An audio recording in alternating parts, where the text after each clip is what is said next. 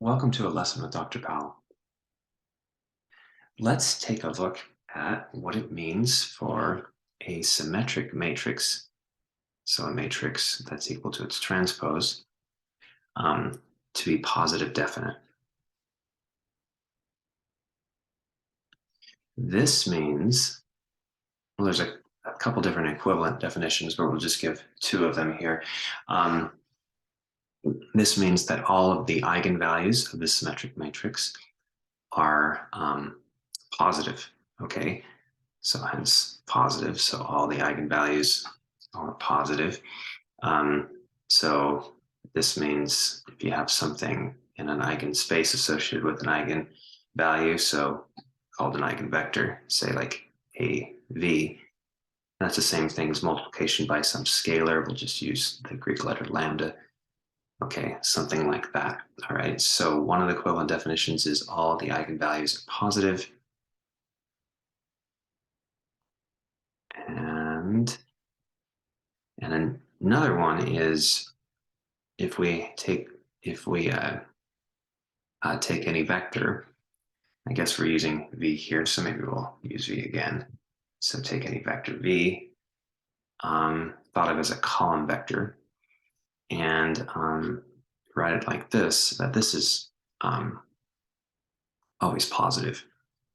In particular, think about what this is. This is a row vector, this is a column vector, and if you're thinking about matrix functions, like you're coming in, your domain is R1 and your codomain is R1. I mean, it ends up just being a number. This value is a number. It's just one. It's a one-by-one matrix, if you like, and but its entry is positive. Okay, so this is true for any vector v versus all the eigenvalues are positive. Let's think for a minute why this would be true and why these two characterizations are equivalent. Because you have to think, I mean, this is for any vector v, and this is, well, in particular, looking at eigenvectors and eigenvalues, all the eigenvalues are positive. So how are these guys the same? Okay, let's start with the easier direction. All right, let's suppose this is always true for all vectors v. In particular, be true for vectors that are that are attached to a particular eigenvalue. Okay, so eigenvectors. So, for instance, suppose that AV is equal to lambda v, and we know that this is true. Okay, well then, particularly, we know that AV is lambda v, vt, and this is the same as lambda vtv. And this right here is just a sum of squares. So it's positive, and so this is positive, which means that lambda has to be positive. So that wasn't bad. So if we assume this, then of course we can get all the eigenvalues are going to be positive.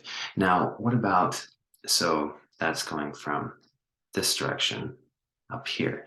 Now, what about this one? What if we minimally just assume that all the eigenvalues are positive? How does that mean that this is always true? Okay, well, we're going to step back for just a minute here and to show that we have, if all the eigenvalues are positive, we also need that the eigenspaces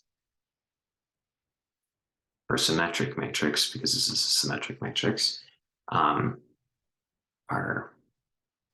all orthogonal to each other.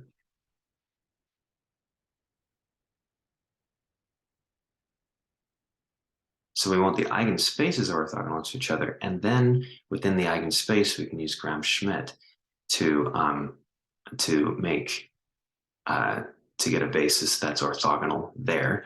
And so what we end up getting is a complete set of orthogonal vectors that span the entire space that we're working with.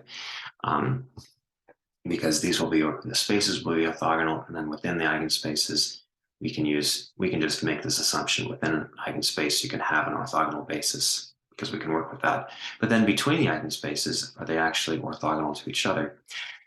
This enables us to have a basis for a whole space of eigenvectors that are attached with eigenvalues, so that any single vector can be written as a linear combination of these eigenvectors, and they're all going to be orthogonal to each other. Okay, so we have this, but in order to say that, we're going to have to prove this fact right here, that all eigenspaces are orthogonal to each other. But once we have that, then what we could do, let's see, we'll put in some coefficients here. All right, so we can say any vector is equal to a linear combination of these eigenvectors. Then what we can do is, if we say we have WT A W, and we want that, and WT and W, we can rewrite WT A W as, say, A1 V1 transpose plus A2 V2 transpose, A3 V3 transpose A, and then you have over here A1 V1 plus A2 V2 plus A3 V3. And notice that when we carry this out, let's just multiply the A figured in this way. And if we did that, let's suppose that like lambda 1 is the scalar for V1, because V1 is an eigenvector. And so let's suppose that's the eigenvalue. So when we multiply A and V1, you just get lambda 1 V1, because A is acting like the scalar.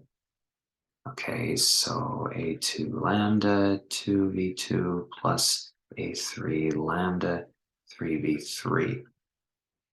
Okay, we get that. And then we're multiplying it. So this is being replaced with this. We multiply it to that. And upon distributing, notice that most everything is going to zero out, because if we assume this orthogonality, like V1t and V2, that's like a dot product, and everything else are scalars. And the dot product, if it's orthogonal, would be 0. And that would be great.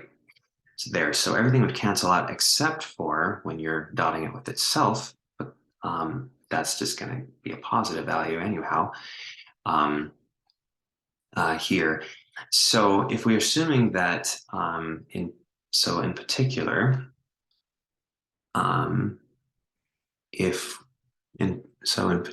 let's see, let's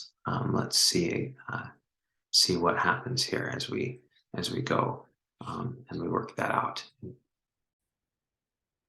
We have, so we're going to get A1 squared, and then lambda 1, and then V1t V1, and then it's going to be, basically it's going to be the sum of things like this with an I.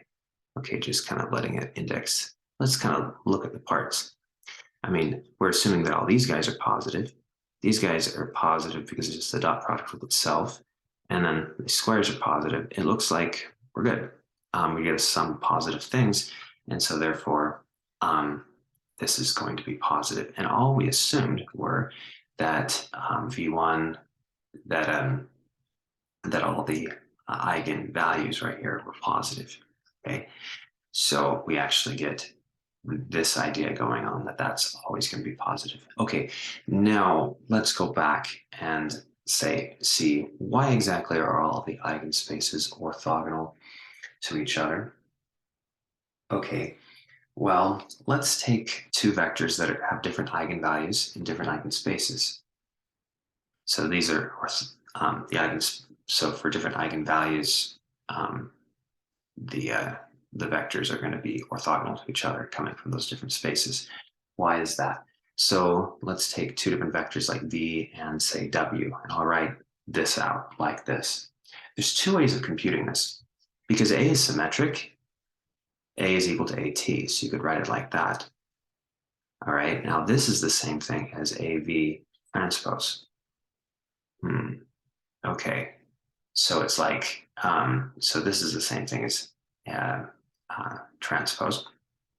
So this is the same. Okay, so we can write, so that means that we can write this down like um, this if we wanted to. Okay, so we have two different ways of writing it. Now we'll use this.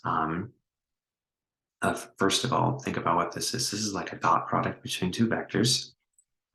This right here, let's suppose that um, we have two eigenvalues. Let's suppose for this one where you have the eigenvalue b. So then this would be equal to Vt b w. This okay, so this b can come out b Vt w. So this is like v times the dot product. Or we could do it this way, thinking of av. So maybe a is the eigenvalue over here. So this would be like av. All right. So that's kind of like a times the dot product. So these two guys are actually the same. They're equal. So their difference, if you take their difference, you can factor out what's the same, and their difference is going to be equal to 0 because they are the same thing. So like this minus that is 0. Then you factor out the VTW like this. So either this is 0 or that is 0. So we're assuming this is not 0 because they're coming from different eigenspaces, which means this has to be 0. That's their dot product. The dot product is 0, so they're orthogonal. Okay, well, that was what we needed. We needed all the eigenspaces were orthogonal. Then we do Gram-Schmidt within the eigenspace. Then we have something, then we have this nice idea that just assuming that the eigenvalues are all positive gives us that this condition for positive definite always works.